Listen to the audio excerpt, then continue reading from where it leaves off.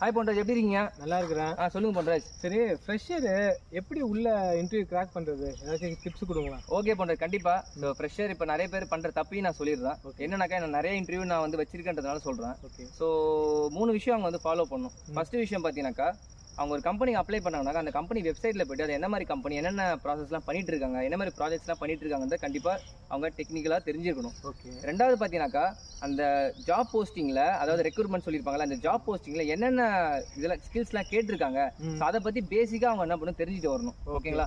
So மூணாவது பார்த்தீங்கன்னாக்கா, tell about yourself நம்ம சொல்லும் போது ஜஸ்ட் வந்து அவங்க ஸ்டடீஸை பற்றி தான் அதிகமாக பேசுகிறாங்க. அப்படி இல்லாமல் அவுட் ஆஃப் த பாக்ஸ் போய் அவங்க வேறு என்னென்னலாம் இன்டர்ன்ஷிப் கோர்ஸ் பண்ணியிருக்காங்க, ட்ரைனிங் என்னெல்லாம் பண்ணியிருக்காங்க, அதை பற்றி அவங்க டீட்டெயிலாக சொன்னாக்கா கண்டிப்பாக எந்த ஹெச்ஆர்ஸுமே வந்து அடுத்த ரவுண்டுக்கு வந்து அவங்க மூவ் பண்ணுறது அதிக வாய்ப்பு இருக்குது. ஓகேங்களா? இதெல்லாம் பண்ணாதனால நிறைய ஃப்ரெஷர்ஸ் என்ன பண்ணுறாங்க, ஃபர்ஸ்ட் ரவுண்ட்லேயே என்ன பண்ண கிளியர் பண்ணாமல் வெளியே போயிடுறாங்க. ஸோ நான் சொன்ன அந்த 3 விஷயத்தை ஃபாலோ பண்ணாலே போதும், ஆட்டோமேட்டிக்காக அவங்க நெக்ஸ்ட் ரவுண்டு போகிறதுக்கு அதிக பாசிபிலிட்டி இருக்குது. ஓகேங்களா? தேங்க்யூ.